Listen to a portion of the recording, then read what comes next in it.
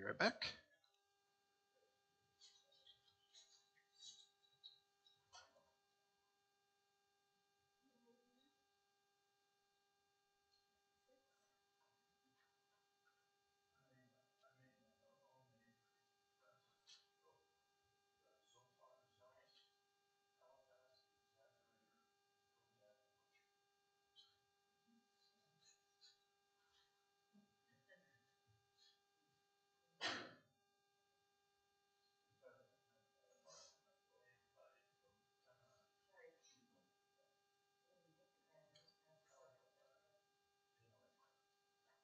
All right, sorry about that. I left my handout in my office.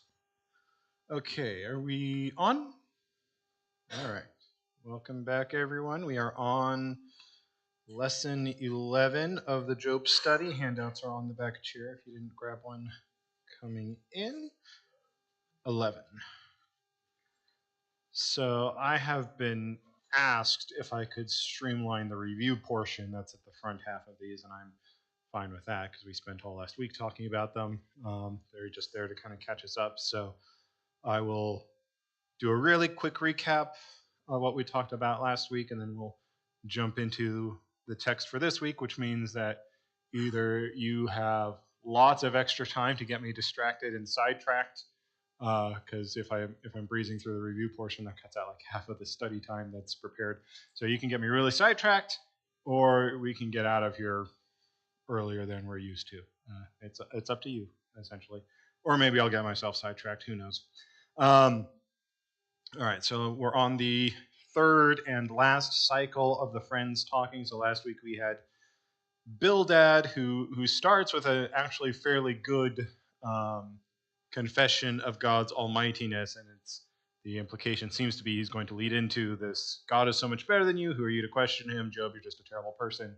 And then Job kind of interrupts him to once more protest his innocence, and then Job continues to protest his innocence, and then there's a shift where it could be Job. We get talk very similar to the friends, again, getting to this idea that God automatically punishes all the wicked and he rewards all the righteous. And so some people think it might be Zophar, which kind of would make sense stylistically, because if we're going with the three cycles of the three friends speaking, either Zophar is saying this section and it's just not credited to him in the text, or Zophar doesn't get a speech in that third cycle. Because after this, we're going to have more of, tonight is going to be all Job speaking, and then next week we're out of the cycle because Elihu comes on the scene and he starts to address things. So either Zophar doesn't get a third speech, or this portion is Zophar speaking and it's just not credited to him in the text. So if it's Job speaking, he starts out by protesting his innocence and again telling his friends, "You guys are being really terrible friends. The fact that not only are you refusing to comfort me, but you're also now falsely accusing me of a bunch of stuff like they did in the last two speeches. That would make you wicked for bearing false testimony against your neighbor." And so then it's either Zophar just coming in and throwing out the exact same, "Oh, God punishes the wicked and he rewards the righteous," or it's Job throwing their words back in their face now that he has accused them of being the wicked, in order to say, you guys are acting pretty wicked, and according to you, these are all the things that will befall the wicked, so maybe you should consider that. So yeah, if you look in your text, it kind of breaks that down a little bit, gives you some poetic, or it gives you some analysis of the Hebrew poetic elements of the speech, whether it's from Zophar or Job. I will leave that up to your discretion. Again, the text is silent. You can have scholars on both sides of that. So if we want to jump ahead to page 4 of the handout, this is some new material from the author of the study that's worth reflecting on as we have now finished the discourses of the three friends, because again, tonight is going to be entirely Job speaking, and the next week we'll get Elihu comes up and he gives us his 2 cents. So page 4, in light of all of these things we've been dealing with Job's friends, the author of this study is calling us to use how Job's friends have acted as a kind of the guide of what not to do when you are trying to comfort somebody in need or in pain or hurting like Job. So, page 4, how to make a helpful sick call. In calling on one who is sick or facing an operation, certain do's and don'ts should be observed. Job's 3 friends proved to be miserable comforters, as we've covered so far in this study. So hopefully you can do better. Here are a few suggestions from the author of this study, and perhaps you can add some of your own. So just something to stick in your back pocket for whenever the need arises. But do's: smile and be cheerful, but don't be fake about it, because people can pick up on that. But they're not in a great mood. You don't want to be dragging them down either. So try to be optimistic, but not saccharine and Pollyanna-like. Do show sincere interest. Offer to hold or touch their hand gently. Give some kind of comfort, however you can. Don't make them uncomfortable in it, though. 3, let them talk if they want to. 4, share scripture with them, especially comforting portions and selections that are meaningful to you. There's a list of recommendations there. It's really easy to find other lists of recommendations if you need them, but if you know you're going to visit someone in hurting, it's usually a good idea to prepare that list beforehand so you're not awkwardly flipping through your Bible and trying to find the appropriate psalm and not the one that's talking about dashing babies against the rocks, because that's not what people usually want to hear when they're hurting. 5, perhaps read a reassuring hymn, such as, Savior, I will follow on, Jesus, Savior, pilot me, my faith looks up to me, abide with me, thy way, not mine, O Lord. If you have the voice for it, by all means sing it. You probably are a better judge if you should be singing for people in pain or not. 6, pray aloud for or with them. 7, keep your visit short. And again, kind of read the room there, because sometimes they don't really want company and they need rest, and so you want to keep it short. Sometimes they're kind of desperate for visitors and they want you to linger around, even if it is just ministry of presence. So don't give some leeway on 7 there. Don't take that as a hard and fast rule. And then 8, tell them a bit of good news about someone they know. Brighten them up. Let them think about something other than themselves for a change. Don'ts. 1, don't tell them your problems. You're there to comfort them, not for them to give you free therapy. 2, don't give them medical advice unless you are a medical professional and are qualified to do so. Because the stuff you looked up on Google probably isn't going to help. 3, don't tell them you've been such a good person, I can't figure out why this should happen to you, because that goes against the entire thing we've been talking about this whole time in Job. 4, don't explain that others are a lot worse off and give details. That's not as comforting as you might think it is in the moment. 5, don't stay for a long period of time. Again, maybe read the room. And 6, don't insist on seeing someone against his doctor's advice. Unless it's like a really big emergency situation. But yeah, generally, we want to listen to the doctor's advice unless they prove themselves untrustworthy. But that's a whole rabbit hole I don't want to go down right now. So, all right, that was our speed run of the review. So let's dive into chapters 28 through 31. And then, like I said, you guys can either get me really sidetracked on all sorts of tangents and we'll play Stump the Pastor, or we can get out of here at like 6:45. I don't know. And if you really want me to read the review, I can. All right. Opening prayer here. Let us bow our heads. I come in reverence before you, Lord Jesus. You are my Redeemer. Save me. You are my mediator. Reconcile me. You are my shepherd. Lead me. Enlighten me by your Spirit, my Savior and my God. Amen. All right. So we are jumping in at 28. So again, this is either just a continuation of a very long speech from Job as he's kind of finally had it and he's unloading everything at his friends, or chapter 27 had Zophar giving his final speech and now Job is speaking up to respond for him. But again, we don't really have that in the text, so I'm,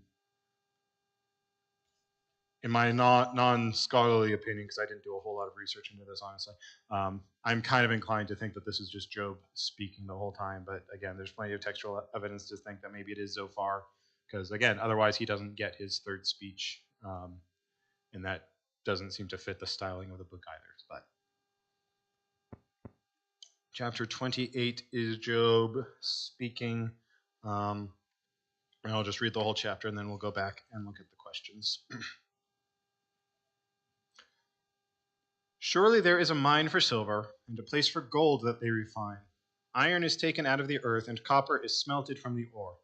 Man puts an end to darkness and searches out to the farthest limit the ore in gloom and deep darkness. He opens shafts in a valley away from where anyone lives. They are forgotten by travelers. They hang in the air, far away from mankind. They swing to and fro. As for the earth, out of it comes bread, but underneath it is turned up as by fire. Its stones are the place of sapphires, and it has dust of gold. The path that no bird of prey knows, and the falcon's eye has not seen it. The proud beasts have not trodden it, the lion has not passed over it. Man puts his hand to the flinty rock and overturns mountains by the roots. He cuts out channels in the rocks, and his eye sees every precious thing. He dams up the streams so that they do not trickle, and the thing that is hidden he brings out to light. But where shall wisdom be found? And where is the place of understanding? Man does not know its worth, and it is not found in the land of the living. The deep says, "It is not in me," and the sea says, "It is not in me." It cannot be bought for gold, and silver cannot be weighed as its price. It cannot be valued in the gold of Ophir, in precious onyx or sapphire. Gold and glass cannot equal it, nor can it be exchanged for jewels of fine gold. No mention shall be made of coral or of crystal. The price of wisdom is above pearls.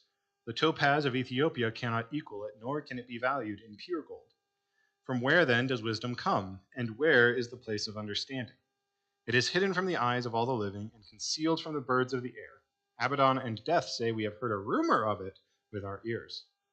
God understands the way to it, and he knows its place. For he looks to the ends of the earth and sees everything under the heavens.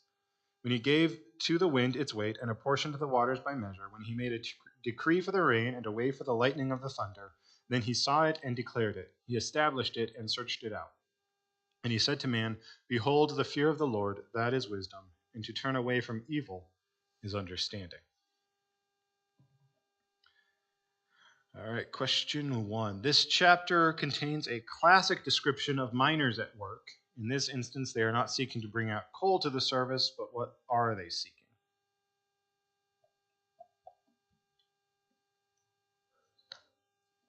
So the literal description here is they're looking for precious metals or jewels, well, all kinds of metals: iron, copper, gold, silver, and then later on we get mention of sapphires and topaz and things like that.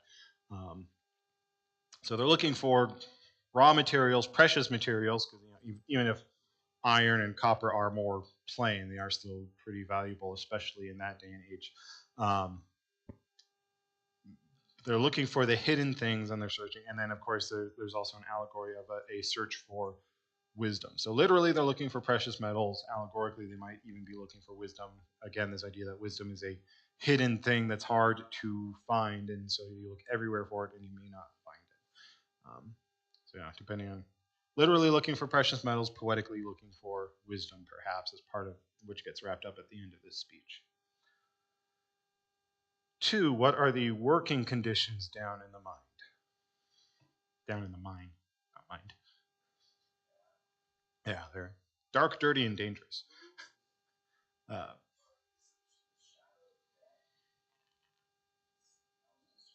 yeah.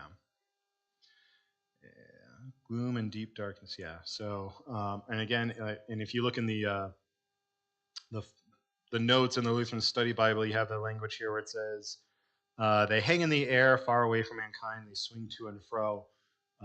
So, at least according to the Lutheran Study Bible, they would have a vertical mine shaft, and the miners would just kind of hang by a rope and kind of dig into the walls from there. So, yeah, hope the rope doesn't break.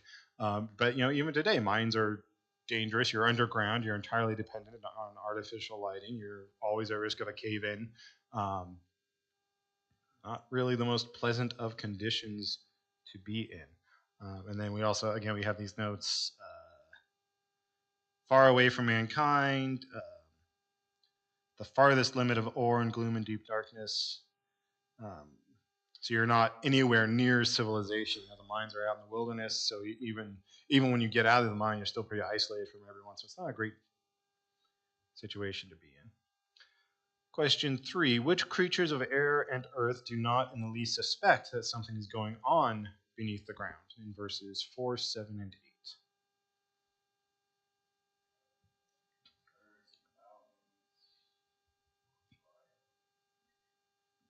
8. Was that Walt?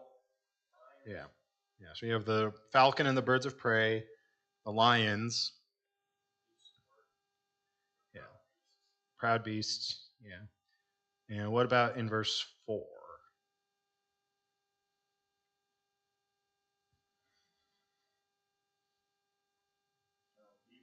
Yeah. So again, far away from mankind. So again, we're getting this imagery that the minds are happening below ground. All, the majority of humanity and most animals, they're above ground.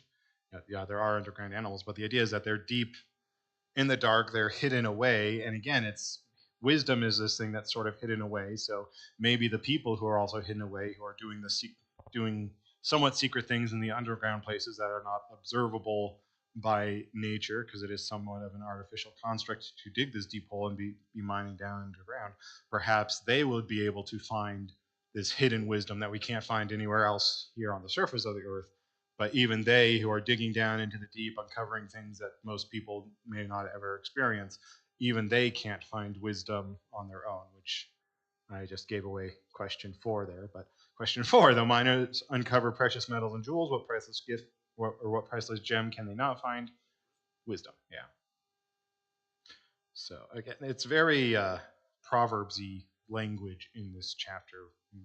Proverbs, we had this theme of always looking for wisdom, valuing it above any other earthly treasure, and how difficult it can be found if it's just you searching under your own volition for it. And given the experience Job has had with his friends so far, you can understand why he's going to be pretty adamant that wisdom is a rarity and hard to find among people, because his friends, again, are not speaking very wisely to him. So then question 5, according to verses 13 through 19, what is the appraised value of wisdom? Right. It's priceless, invaluable. Again, this section is just more precious than gold. You can't buy it with silver. All of the jewels in the world cannot compare to its worth. Again, very Proverbsy language in our description of wisdom here. So if it's so hard to find, and you can't find it on the earth, can't really find it up in the sky, you can't find it digging below the earth. Question 6, who alone then is the source and dispenser of supernal wisdom? Right, God, and that's the theme of the whole book of Proverbs. That's the theme of this chapter here as we wrap it up in verse 28. We'll talk about this more in the following questions. Behold, the fear of the Lord, that is wisdom, and to turn away from evil is understanding. That was one of the motifs we had in the whole Proverbs study. The fear of the Lord is the beginning of wisdom. And again, the biblical definition of wisdom really falls down to knowing who God is and knowing your relation to him. And so if you don't know God, you obviously can't know that. You can have a sort of surface level, earthly wisdom, but again, as we've seen in the whole book of Job, that falls pretty flat, because that's what his 3 friends have. They've decided they're wise. They have their own sense of reasoning, which seems to be completely cut off from actual observation, as Job has been pointing out. So they're wise in their own eyes. They think they understand how everything works. But for the most part, they're pretty ignorant about it all, and they're just making everything worse for everyone as a result of that. So in 7, and I think I just answered this one as well. What is indispensable for supreme wisdom and understanding?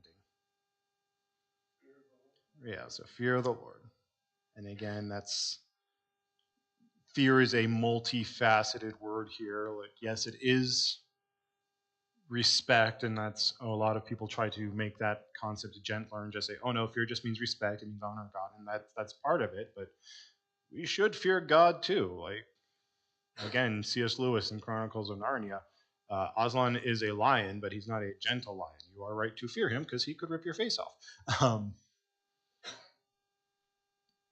Think of all the stuff that we've been reading in Job talking about God, especially last week with Bildad's speech. Like, God is way up here and we're way down here, and by all accounts we should be entirely insignificant to him, and he should be able to just stomp us like ants.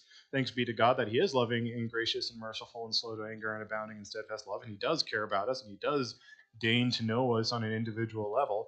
But that's not because of any intrinsic worthiness of our own. It's because he decides that we are worthy. And so there is a certain healthy amount of fear in knowing just and understanding just how much above us he is. My analogy is motorcycles. They're fun if you know what you're doing. It's can be relatively safe to ride them, but the entire time you do have to have a healthy fear of them, or else you're going to do something really stupid, and then you become an organ donor.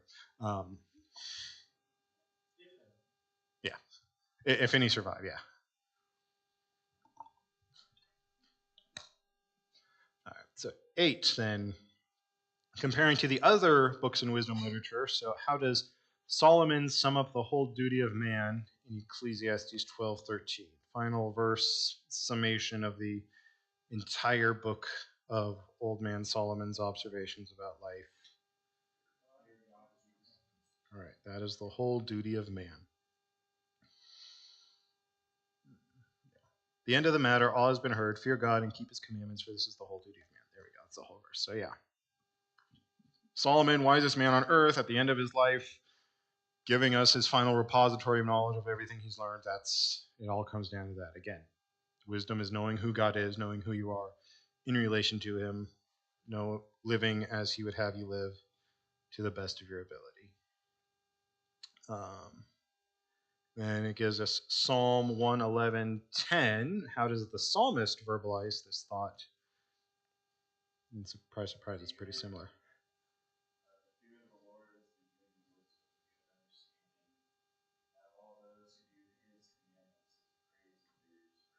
All right. So again, it's a very similar sentiment, very similar wording, almost as if it was inspired by the same divine source. But yeah, fear of the Lord is the beginning of wisdom. That's the key. If you don't know God, you can't really have true wisdom. You can use logic, you can suppose certain things, but a full understanding requires an understanding of God and how you stand in relation to him as well.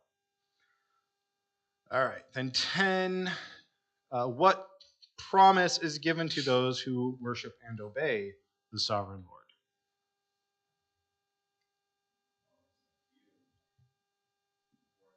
Yeah.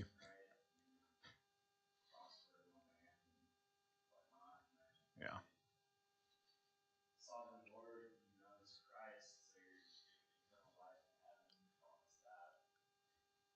Yeah. Yeah. So there's a couple of ways we can look at this. So yeah, there's the Sunday school answer.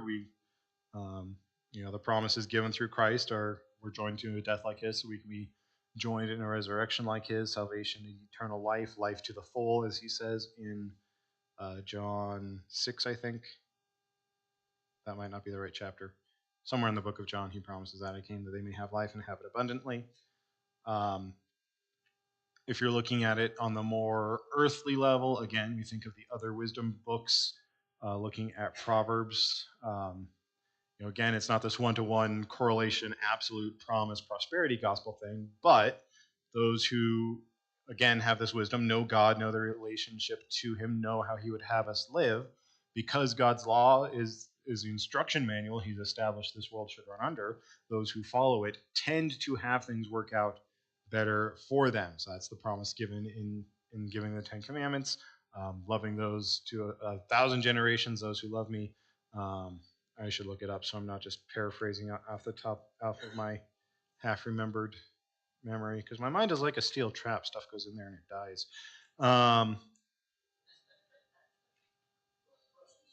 Yeah. Let's see, 10. Honor your father and your mother, that your days may be long in the land that the Lord has given to you.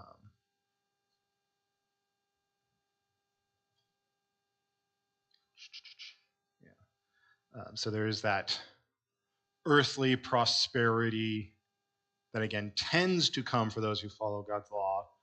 Not a guarantee. Again, that's kind of the whole point of Job, is because Job was righteous and he did live according to God's law. And, for a while, it did work out that his life was very successful as a result of that. But it's not guaranteed, because right now his life is not going so great. And his friends are trying to do that prosperity gospel one-to-one correlation. Oh, well, now God's punishing you because you did something bad. And that's the whole speech we've been talking about for the last 12 weeks.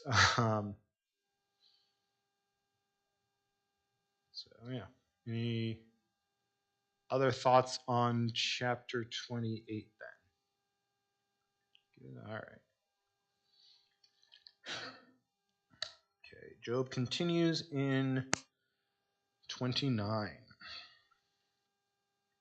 And Job again took up his discourse and said, Oh that I were as in the months of old, as in the days when God watched over me, when his lamp shone upon my head, and by his light I walked through darkness as I was in my prime, when the friendship of God was upon my tent, when the Almighty was yet with me, when my children were all around me, when my steps were washed with butter, and the rock poured out for me streams of oil. When I went out to the gate of the city, when I prepared my seat in the square, the young men saw me and withdrew, and the aged rose and stood. The princes refrained from talking and laid their hand on their mouth. The voice of the nobles was hushed, and their tongue stuck to the roof of their mouth. When the ear heard, it called me blessed, and when the eye saw, it approved. Because I delivered the poor who cried for help, and the fatherless who had none to help him. The blessing of him who was about to perish came upon me, and I caused the widow's heart to sing for joy. I put on righteousness, and it clothed me. My justice was like a robe and a turban. I was eyes to the blind and feet to the lame. I was a father to the needy, and I searched out the cause of him whom I did not know. I broke the fangs of the unrighteous and made him drop his prey from his teeth. Then I thought, I shall die in my nest, and I shall multiply my days as the sand. My roots spread out to the waters with the dew all night on my branches. My glory fresh with me, and my bow ever new in my hand. Men listened to me and waited, and kept silence for my counsel. After I spoke, they did not speak again, and my word dropped upon them. They waited for me as for the rain, and they opened up their mouths as for the spring rain. I smiled on them when they had no confidence, and the light of my face they did not cast down. I chose their way and sat as chief, and I lived like a king among his troops, like one who comforts mourners. Question 11. When Job began speaking again, he cited a list of good things that had come his way in the past. It's about time he recalled these. What good things does he mention?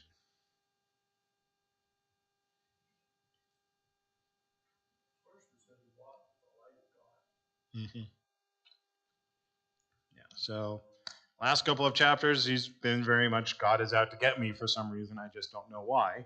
But now that he's remembering the joyful days of his before all of this started, yeah, he was in the light of God. He, as far as he knew, he was in a good relationship with God. As far as he could tell, God was pleased with him.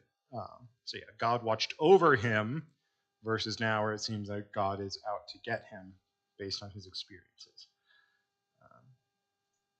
Yeah, as I was in my prime, when the friendship of God was upon my tent. Yes, again, he was blessed with his children. 10 children, I think, 7 daughters and 3 sons, or vice versa. Um, yeah, lots of children, lots of flocks. Oh, I just gave her the next one, but yeah, yeah. He ate well. He was very rich. So nice poetic language here. My steps were washed with butter, and the rock poured out for me streams of oil. That just sounds kind of messy and gross to me, but yeah, I understand that it's a poetic description of wealth. Just Canaan is the land of milk and honey. If you're wealthy, you have lots of milk. You have extra milk, so you can use it to churn up butter for yourself. Butter is a luxury, and yeah, yeah. So he had a lot of respect.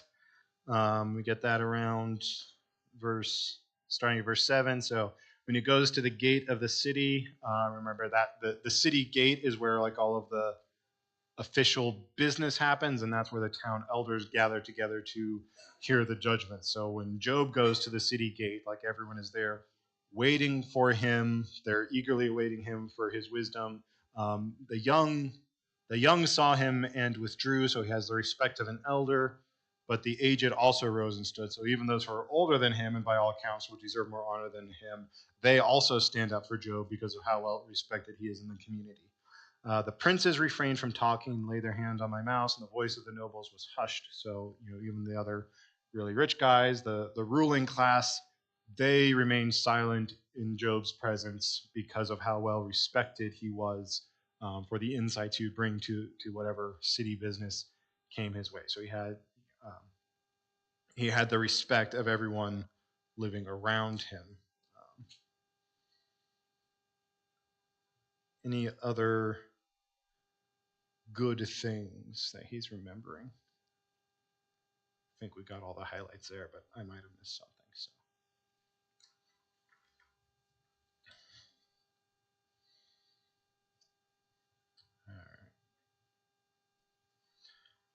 leads us into question 12 then. Why had Job been so highly appreciated by the community at large? Why does he get all of this respect?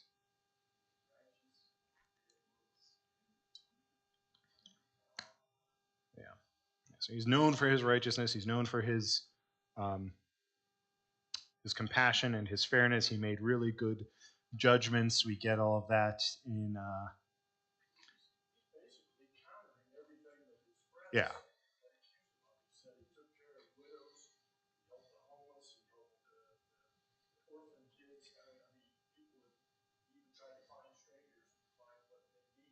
Yeah.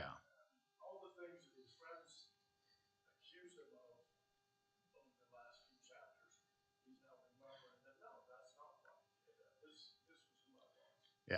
So yeah, the false accusations of Eliphaz from 2 lessons ago, they were all centered around this idea that Job was exploiting the poor. There's all these accusations: oh, you're doing predatory loans, you're cheating people out of their land, you're using loopholes to enlarge your estate. And he's like, no, I remember it. I was well respected because people knew I was fair. I looked out for the downtrodden. I looked out for the poorer class. I didn't give favoritism to the wealthy because they were wealthy.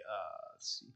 I was eyes to the blind, feet to the lame, a father to the needy. I searched out the cause of him who I did not know. I broke the fangs of the unrighteous and made him drop his prey from his teeth. So Job knows he was good to the poor, and he tried to protect them as much as he was able to. And he was well respected for that. Again, he had this reputation for fairness and being wise in his judgments and showing compassion to those who needed it, which is part of why he was so respected by the town. And then again, going back to the very start of the book, in the prologue, we are told right up front, Job was the most righteous man in all the land. He's not perfect. He admits that in some of his speeches. It's like, yeah, I had to stand before God. He could find fault in me. I'm not absolutely perfect. But again, this point is, as righteous as it's possible for a human to be, that's what Job was. So Eliphaz's accusations against him were entirely false. And now we're getting his testimony reaffirming how well known he was in the community for these things. So, yeah, he was a protector of the poor, not an exploiter of them, like Eliphaz accused him of. So yeah, wisdom, fairness, and compassion. 13. Ooh, this is a fun topic nowadays. Which pronoun is prominently repeated in this section? Yeah, I and me. So, which is fair.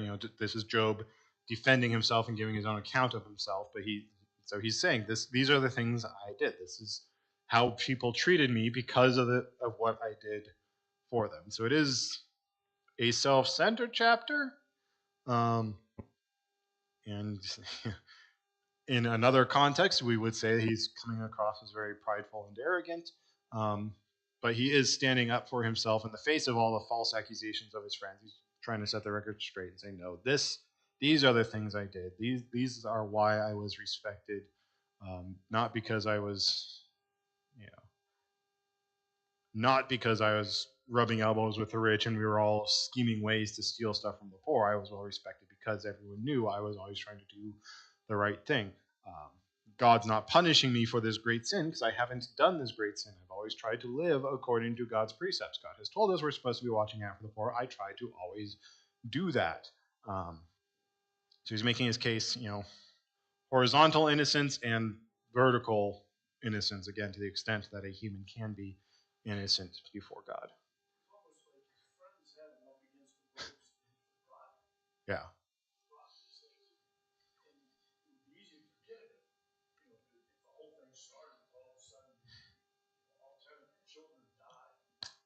Yeah.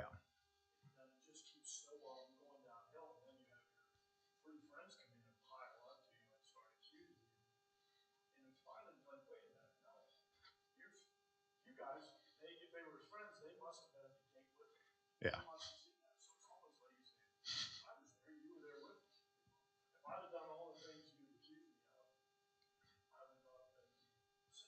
Yeah. All right. 14 then. In view of all of this good that Job did, what seemed to him to be a reasonable expectation?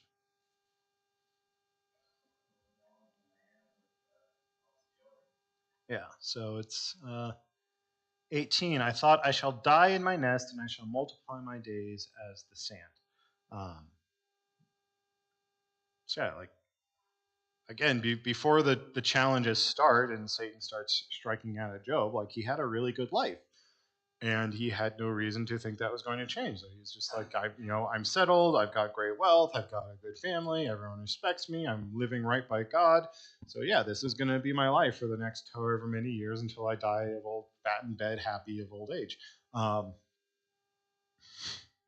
and like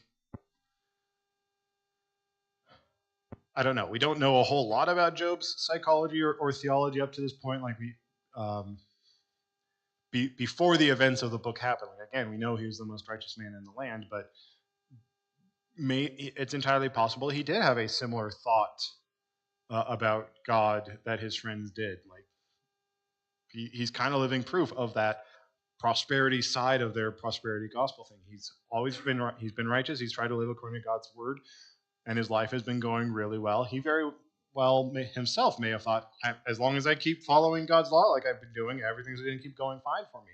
Um, I'm not saying this for sure. I mean, maybe he always had a better head on his shoulders about theology too, but he might have thought the same as his three friends did until the tragedy strikes him and he's confronted in the face of it all and is like, okay, maybe I was wrong about this because I didn't do some terrible sin and all of these things are happening to me. And then his friends, of course, keep throwing it in his face. And so that's kind of forcing him to recognize, no, that's not how it works. I'm living proof of this. Um, but then too, like in his other speeches to his friends, he's also had the whole point of like, yeah, no, we all know guys who are unrighteous and they're prospering just fine. So he may have had this right understanding about God, and that it's not the prosperity gospel thing the whole time either. I'm kind of spiraling here, but am I still making sense? In okay, um, yes.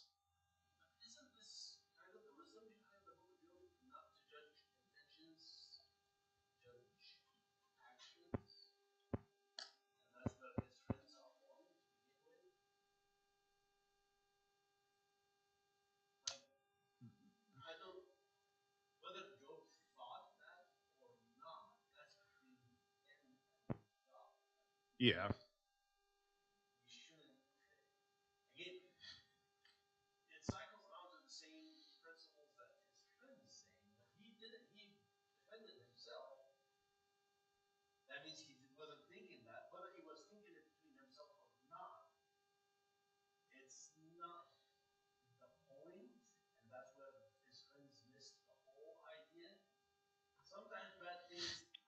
Yeah.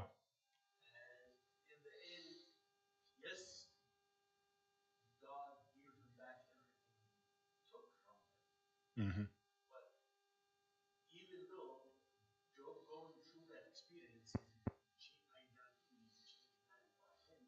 Yeah. Yeah.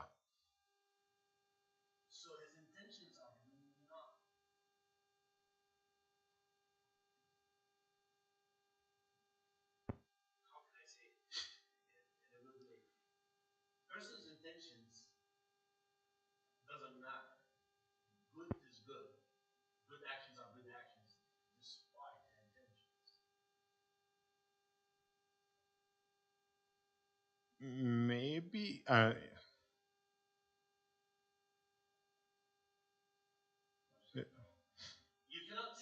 That's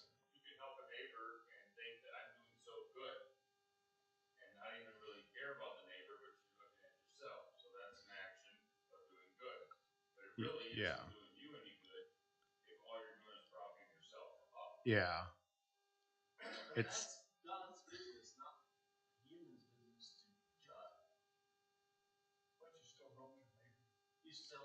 yeah. Yeah. So there's different angles we can look at these things.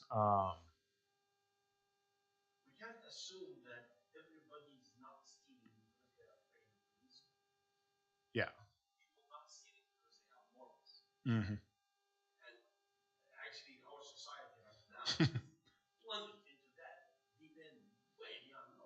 Yeah.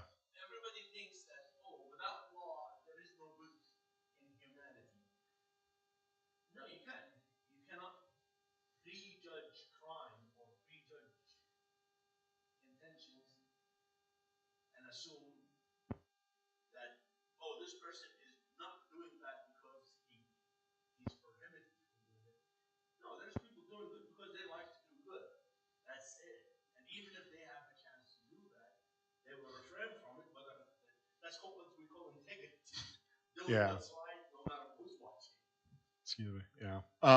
Let me give the ivory tower Lutheran theologian answer here, though. So if you read Luther's On the Freedom of a Christian, where again he's addressing the nature of good works and why, even though we're saved by grace, we're still called to do good works.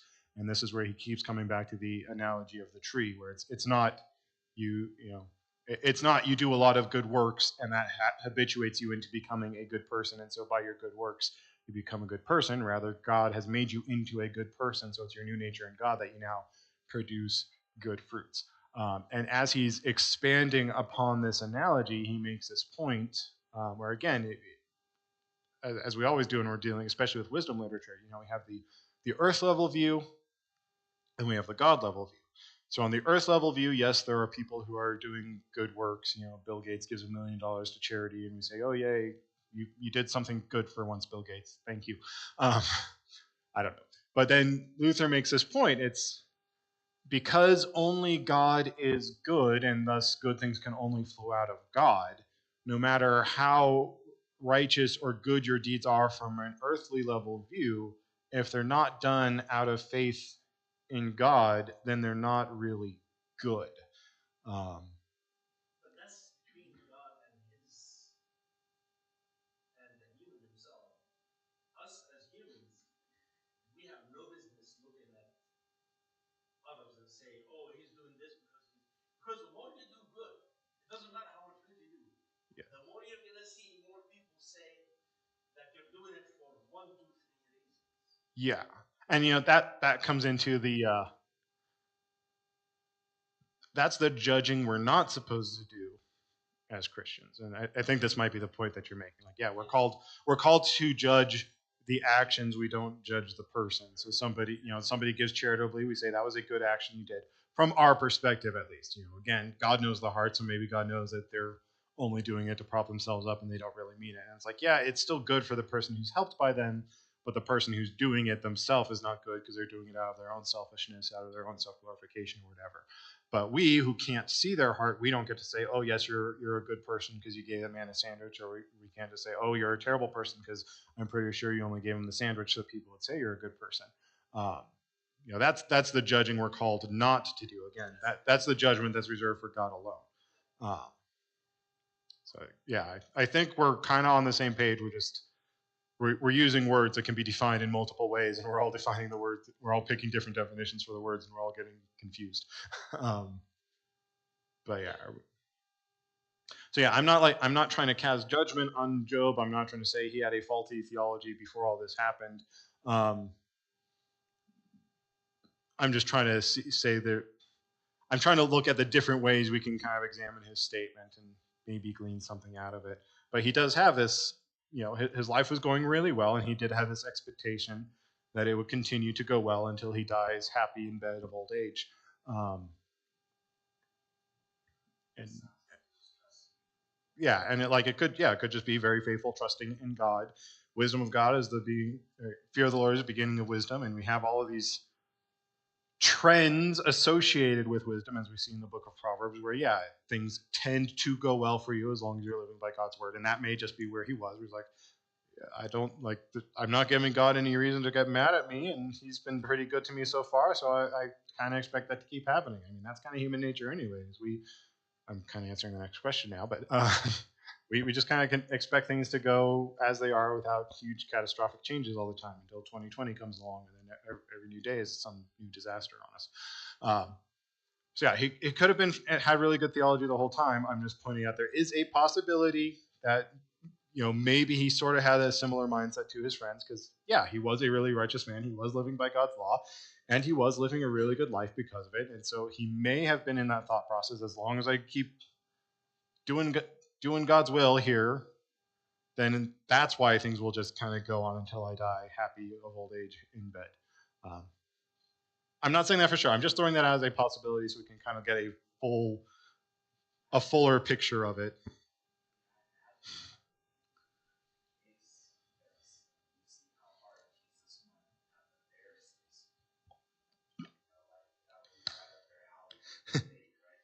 Yeah.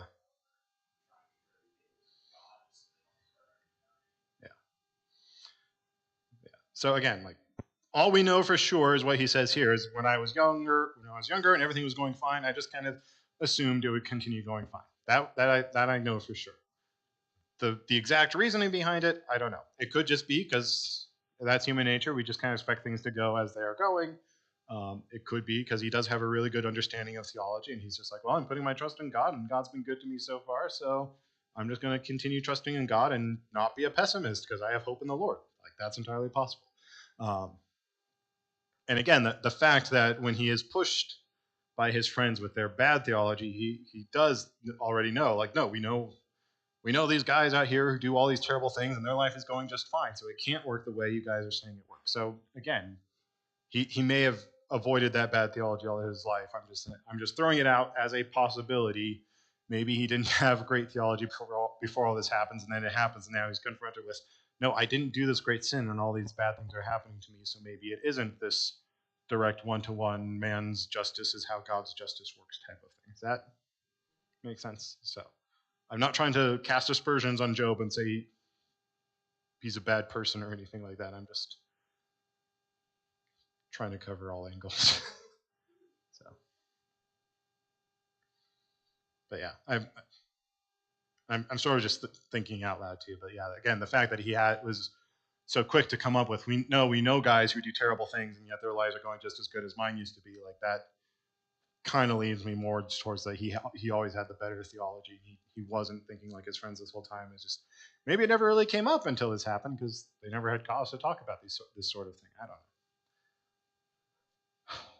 All right.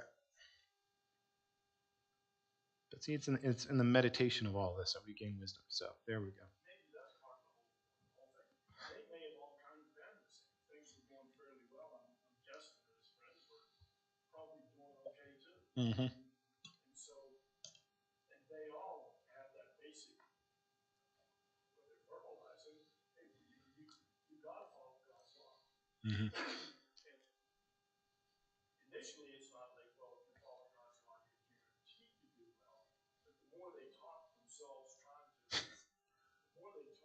to explain to Job why bad things are happening, Mm-hmm. it's almost like they talk themselves down into the hole. Yeah. They start chasing it. Well, if you're not something, you had to do something because we followed the law. Nothing bad's happened to us. Yeah. And And you used to follow the law, and nothing bad happened. Now look at you, and I mean, yeah. I think there's probably some self-centeredness and pride feeding into their own. Because yeah.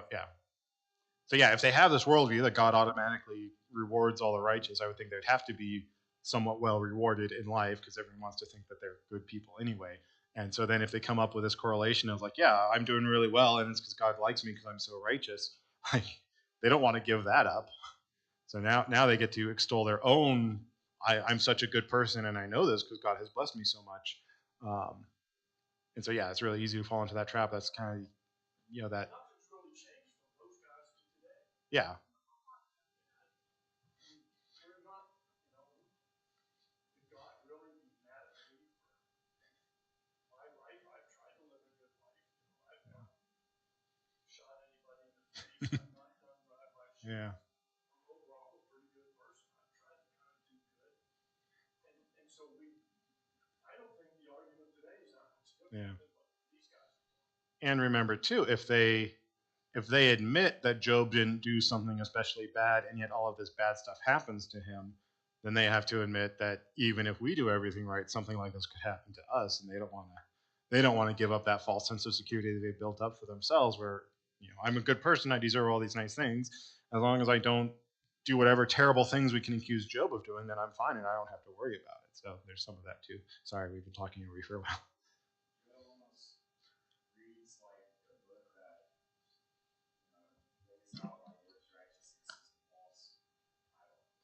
Yeah. Job is a good book against works righteousness, and it's a really good book against the prosperity gospel. I need to remember to reference Job more when I get into debates with those types of people. I try to avoid the debates. I get sucked into them sometimes. I try to. Sometimes I'm in the mood and the post comes across the screen. I know. I'm working on it. I'm getting better about staying out of them. All right. 14b. Getting back to Job's thought that his life is going to continue to go swimmingly until he dies old and happy in bed. Do people today have this same attitude? Explain.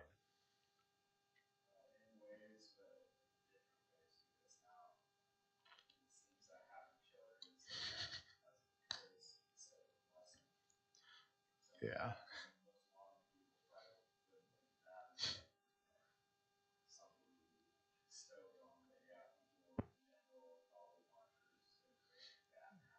Yeah.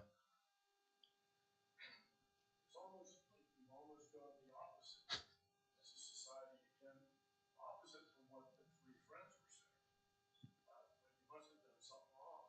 Now society's saying, you can't do anything wrong. Because of God of love. Well, yeah. Well, so this is the bizarre inconsistencies of where our society is today. So yeah, on the one hand, you can't do anything wrong. God just wants you to be happy, do whatever makes you happy. There's no such thing as sin. Um, on the other hand, like who the big boogeyman that everyone blames for everything now are the billionaires. So the people who are well off, the rich people who, in Job's day and age would say, "Oh, God has blessed me with all of this wealth."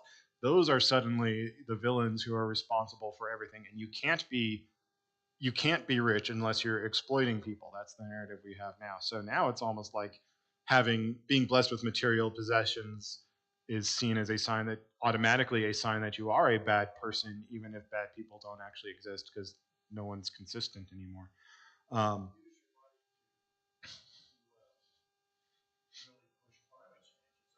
yeah, and like that's the other thing too is like again, I think we have this human nature to think nothing's really going to shake things up too much. Our lives are kind of continue on whatever trajectory they're on, and we have our ups and downs, but we're kind of at our happy medium, and we just kind of anticipate that's how it's going to go for the rest of our lives. So I think there is kind of that tendency still, and nobody expects the Spanish Inquisition, but at the same time, we're in the age where everything is a doomsday prophecy. Climate change is going to wipe us out in 5 years, except for it's been 5 years since I made that tweet, so now I have to go back and delete it and hope that nobody got screenshots. So yeah, we have to give the government all our money. We're in imminent financial collapse. I see all these articles about how I think it's Gen Z. I don't keep track of the labels anymore, but like Gen Z people are saying is like I don't see any reason to save my money because everything's going to be gone in like 8 years. So I'm just going to spend everything I have now and live day by day because why plan for a future that's not going to happen? So like we're in a very pessimistic, despairing age where everyone's just expecting everything to collapse at any moment at the same time too. So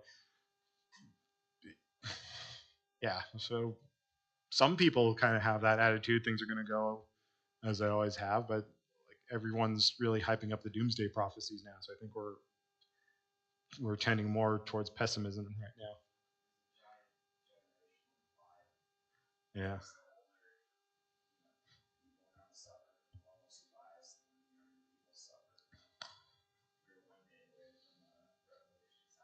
Yeah. And then too, you've got everyone is like, "Oh, Revelation's going to be the worst thing ever. I'm dreading it entirely." And then you've got Christians who actually read the Bible who are like, "Oh, it's going to be awesome. Let's get it on." Giant Meteor 2024. Let's bring it. Yeah. Yeah. Well, again, for Christians, the end of the world is something to look forward to. It's going to go really great for us. For non-Christians, yeah, they should fear it.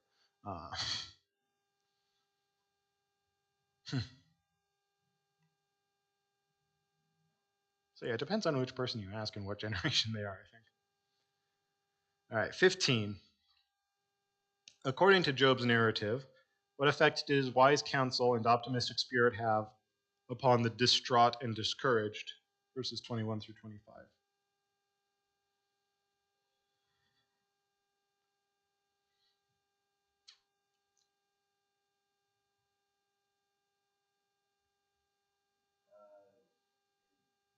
His counsel gave people comfort, Yeah. and they took it and it helped. Yeah. So men listened to me. They waited to hear what I said. When I spoke, they didn't speak again. So they didn't debate me on everything I said like you guys are doing, because they agreed that I knew what I was talking about. They waited for me as the rain. They opened up their mouths as the spring rain. So they wanted to hear what I had to say. And then I chose their way. I sat as a chief. I lived like a king among his troops, like one who comforts mourners. So Job actually gave comfort. And we did see that in one of his earlier speeches to the friends. It was like, if our roles were reversed, I would actually comfort you. I would try to console you. I would try to cheer you up instead of just doing what you guys are doing and saying, oh, you're a terrible person. You deserve all of this. So, again, that's part of why Job was so well liked and well respected was he knew how to deal with people who were in pain. He was able to comfort them, at least according to his own testimony. Maybe people didn't think he was that comforting. He just thought he was, but I'm more inclined to think he actually was comforting. He did. Again, he had pretty solid theology. He had wisdom with God. He was able to say what needed to be said. He knew when to shut up and just do ministry of presence type of stuff. But he was a comfort to the mourners. He wasn't like the friends who just, oh, something bad happens and it's all your fault. You need to fix this because it's all on you.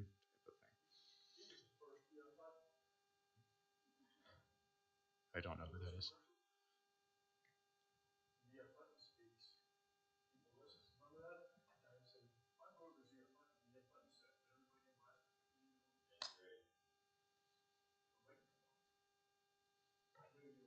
No, I'm sorry.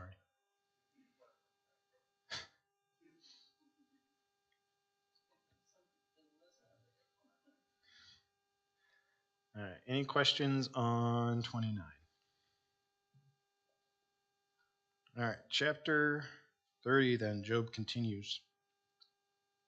But now they laugh at me, men who are younger than I, whose fathers I would have disdained to set with the dogs of my flock. What could I gain from the strength of their hands, men whose vigor is gone? Though I want and through want and hard hunger, they gnaw the dry ground by night in waste and desolation. They pick saltwort and the leaves of bushes and the roots of the broom tree for their food. They are driven out from human company. They shout after them as after a thief. In the gullies of the torrents they must dwell, in holes of the earth and of the rocks. Among the bushes they bray, under the nettles they huddle together. A senseless, a nameless brood that they have been whipped out of the land. And now I have become their song, I am a byword to them. They abhor me, they keep aloof from me.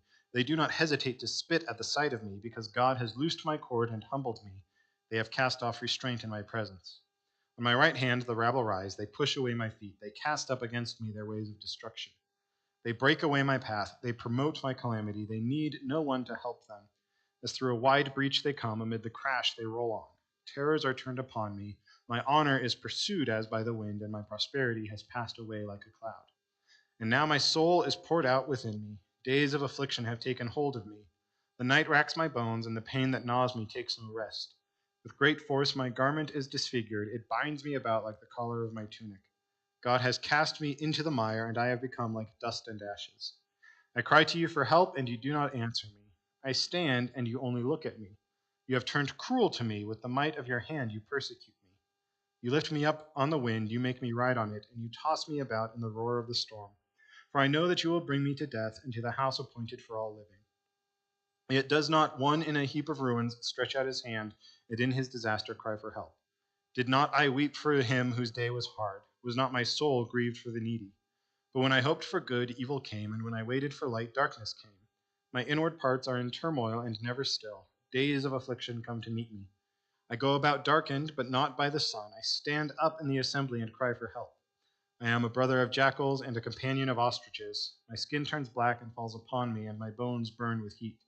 My lyre is turned to mourning, and my pipe to the voice of those who weep. question 16. So 29 was about all the respect and honor he used to have, but now, however, when Job became incapacitated and could not do for himself, much less for others, how did some ingrate sons of shiftless fathers treat him? Verses 1 through 15. Yeah.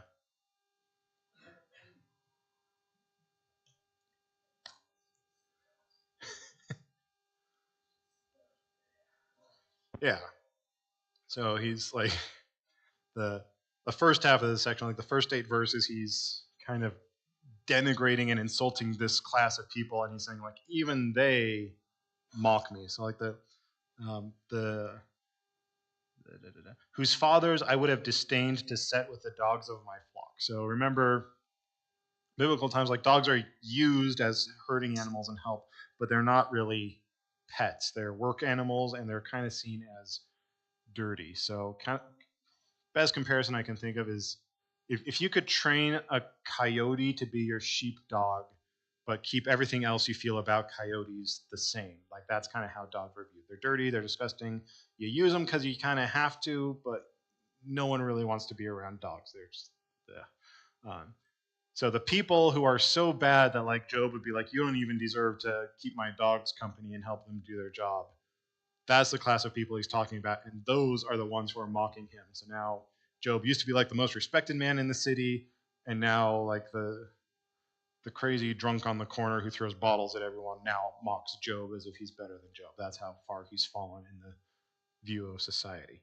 They spit at him, they deride him, they mock him, they push him aside. He's just It's kind of like how we do check out at Safeway. You see the National Enquirer there with some actor or actress or rich person who has fallen on really, really bad times.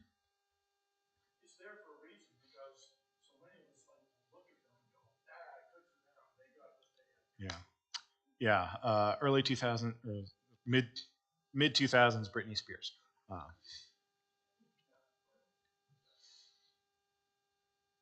Yeah, that's how Job has fallen. Now he's just there for everyone to mock and laugh at. 17. What accusations did Job hurl against the Lord for the condition he was in verses 16 through 24? Right. So, again, start of 29. God watched over me, his lamp shone on my head. By his light I walked through darkness, as I was in my prime with the friendship of God upon my tent. And now, starting at 6, my soul is poured out. God has cast me into the mire. I cry to you for help, and you do not answer me. I stand, and you just look at me. You don't even talk. You have turned cruel to me. With the might of your hand, you persecute me. This is Job's getting pretty close to blasphemy here, but it's, again, he's also recognizing the omnipotence of God. Like, none of this would be happening if God didn't allow it, because God can control everything. God could make it all stop, but he doesn't. And out of his frustration, again, Job's wondering why. He doesn't know what's changed that makes God so mad at him now. But yeah, as far as he can tell, God now has it out for him for some reason. He just really wishes he knew why. Which brings us then to 18. Why did Job feel he deserved better treatment than this from God? 25 through 31. Right. So again, so remember when Eliphaz wants to come up with the false accusations for why Job deserves all this, he goes to exploitation of the poor, taking advantage of those who are under him. And in Job's defense, he's saying, no, I wept for him whose day was hard. My soul grieved for the needy. And again, looking at the last chapter, I always helped those who were less fortunate. I did what I was supposed to do. God gave me great blessings, and I used those blessings to try to help those around me as much as possible.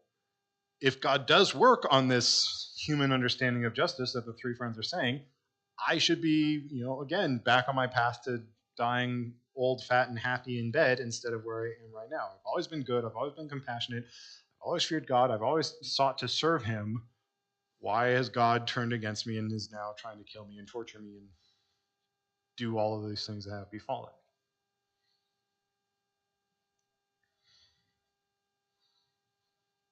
Any other thoughts on chapter 30? All right. So 31 is kind of long, lots of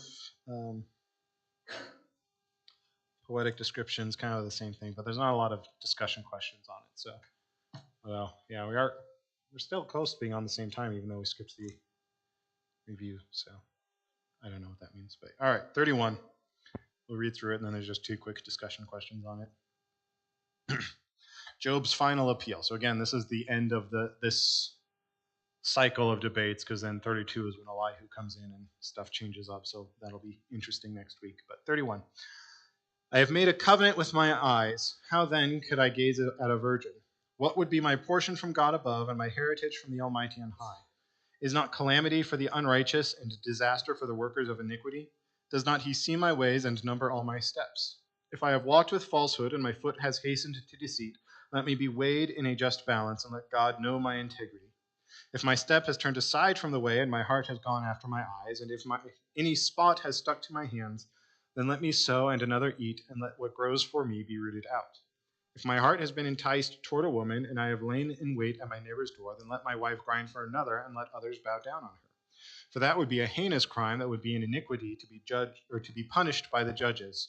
For that would be a fire that consumes as far as Abaddon, and would burn to the root all my increase. If I have rejected the cause of my manservant or my maidservant when they have brought a complaint against me, what then shall I do when God rises up? When he makes inquiry, what shall I answer him? Did not he who made me in the womb make him? And did not one fashion us in the womb? If I have withheld anything that the poor desired, or have caused the eyes of the widow to fail, or have eaten my morsel alone, and the fatherless has not eaten of it, for from my youth the fatherless grew up with me as with a father, and from my mother's womb I guided the widow. If I have seen anyone perish for lack of clothing, or the needy without covering, if his body has not blessed me, and if he has not warmed with the fleece of my sheep, if I have raised my hand against the fatherless because I saw my help in the gate, then let my shoulder blade fall from my shoulder, and let my arm be broken from its socket. For I was in terror of calamity from God, and I could not have faced his majesty. If I have made gold my trust, or called fine gold my confidence, if I have rejoiced because my wealth was abundant, or because my hand had found much, if I had looked at the sun when it shone, or the moon moving in splendor, and my heart has been secretly enticed, or my mouth has kissed my hand, this also would be an iniquity to be punished by the judges, for I would have been false to God above.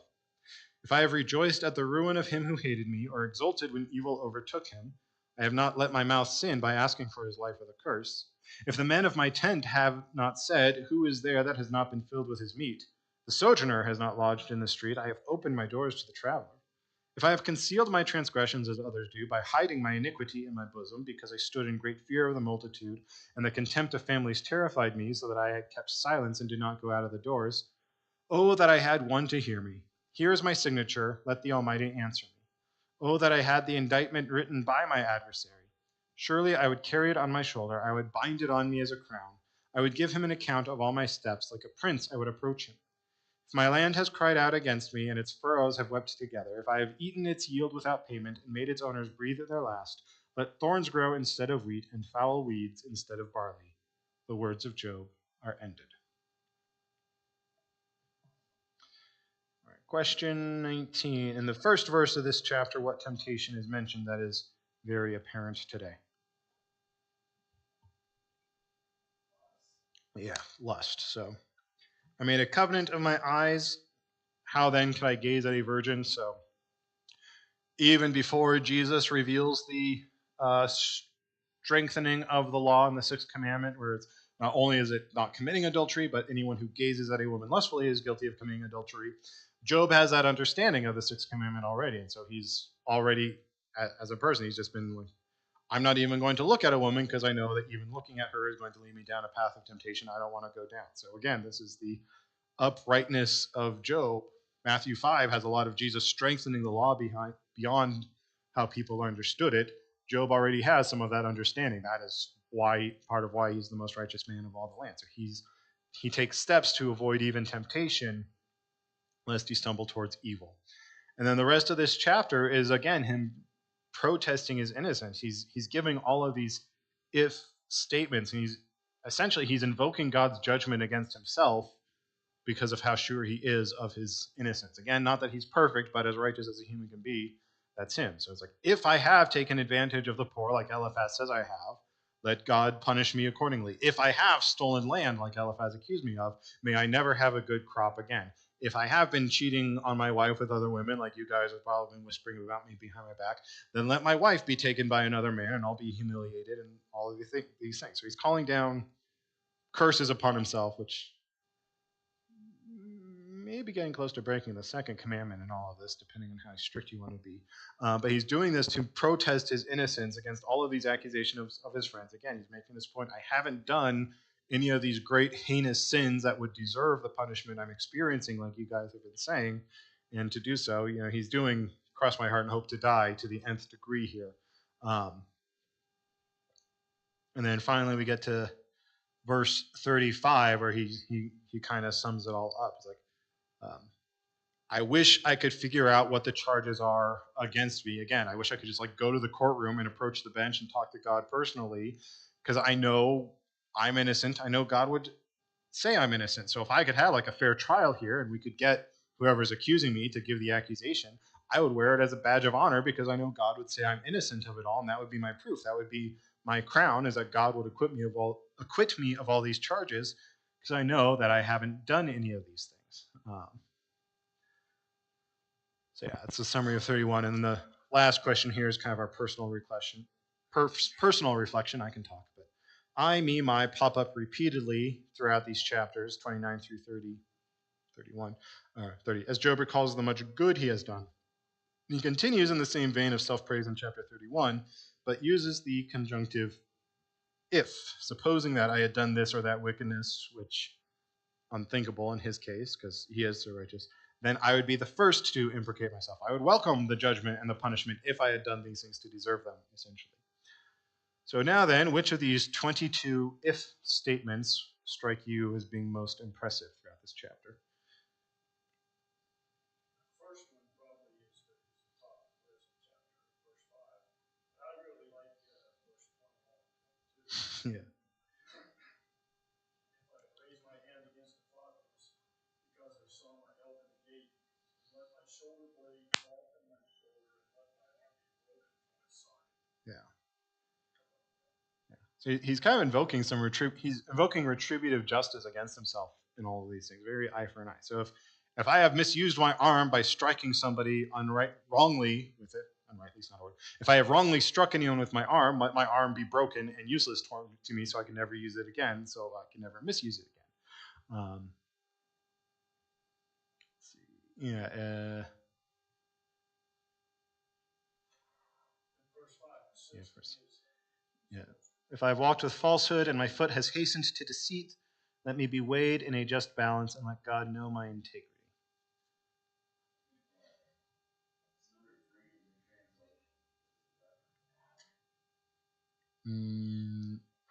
No. Might be an NKJV. Do you mean verse 3 or? Oh, 33. 33. If I have concealed my transgressions as others do by hiding my iniquity in my bosom. Okay. Yeah, the footnote says, or as Adam did.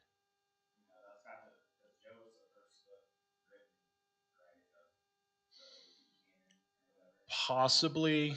Again, there's kind of a wide window for when we think Job was written, but yeah, on the older side, it's possibly one of the first ones written. Yeah. So yeah, if I'm remembering off the top of my head, I think the oldest estimates are somewhere around 1900 to 1800 BC for Job, and the estimates for Moses writing the Torah are around 1500 BC, if I'm remembering correctly. So yeah, some people think Job comes after the Torah, closer to 1000 to 900 BC. But yeah, the older estimates have it possibly being the first of the Old Testament canon to be written.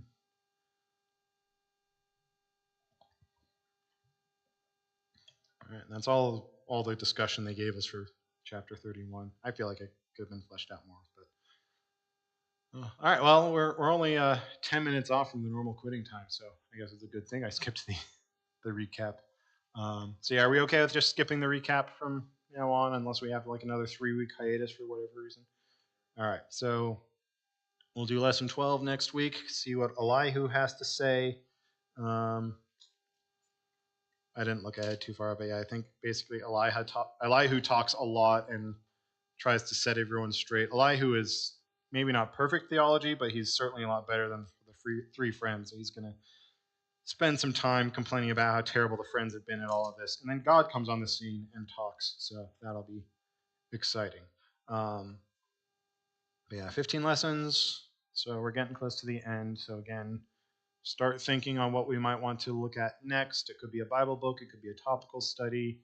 If you want to look at the Bible studies on like Lutheran Hour Ministries, and one of those topics looks good, and you want to walk through it, then that would be cool. But yeah, whatever pops into your mind, let me know. We'll talk about and discuss it and figure out what we're doing next. But we're getting close to the end, so maybe a month more in Job. So we're not completely at the end, but yeah, I'm rambling now. we would never finish with that. Yeah. Yeah. We could maybe do like selections of the Psalms, but I'm not going to do all 150.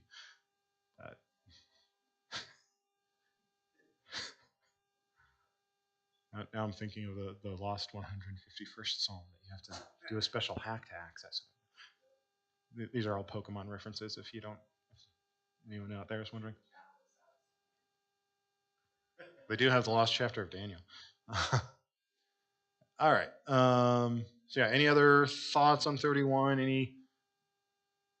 Anything you want me to go on a tangent on for the next 10 minutes?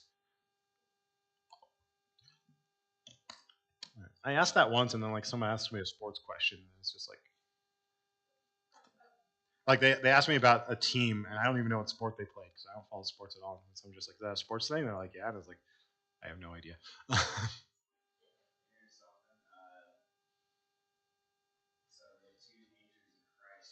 Mm-hmm. Right.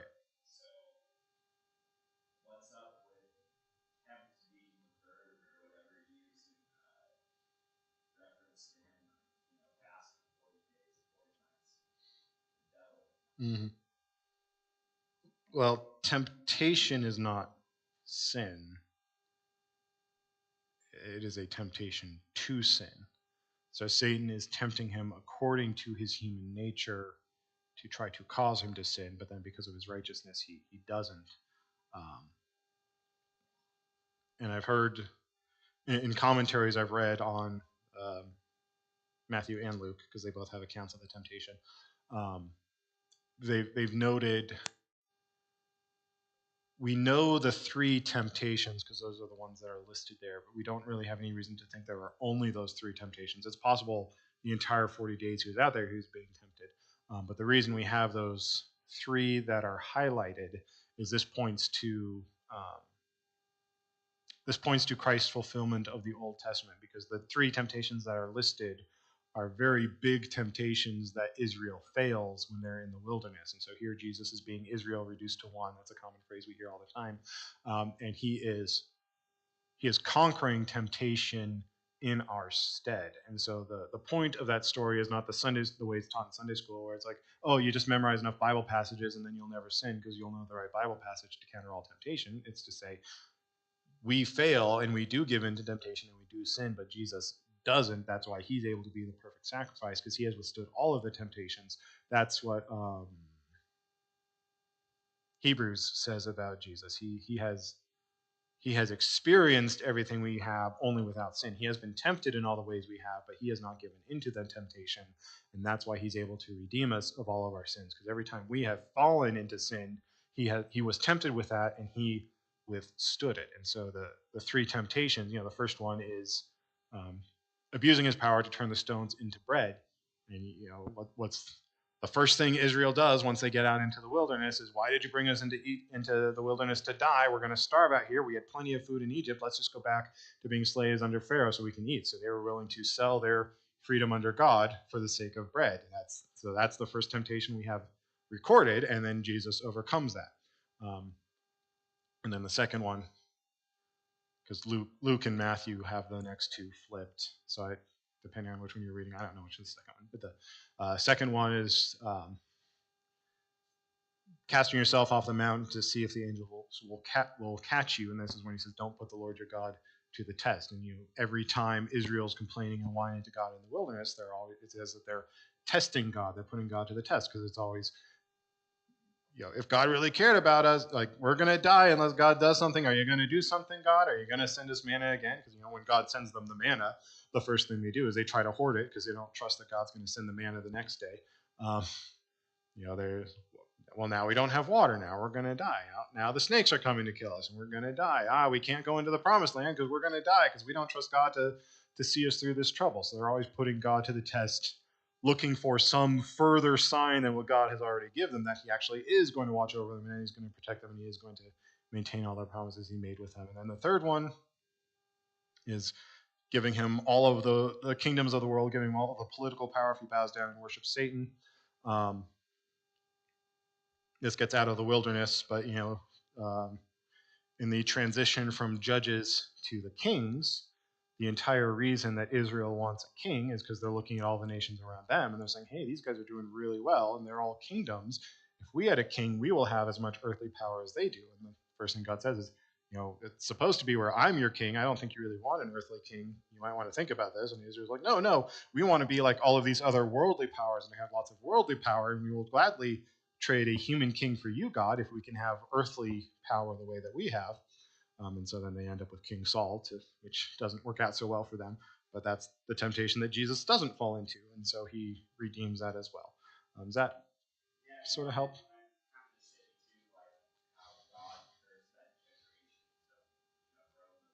Yeah. Yeah. Yeah. Yep. All right. All that being said, I will pray us out and then hopefully see everyone on Sunday or tomorrow for the VBS people. Heavenly Father, again, we thank you for your servant Job, for the patience by which he endured all the trials and the wisdom that we seek to gain by the study of his response to everything. We ask that you would continue to be with us as we strive to live out lives that would be pleasing to you, that you would use us as your hands and feet here in the world, that we would be able to show your love to those around us. And we ask that you would keep us safely in your hands until we can once more gather in your name, in which we pray. Amen.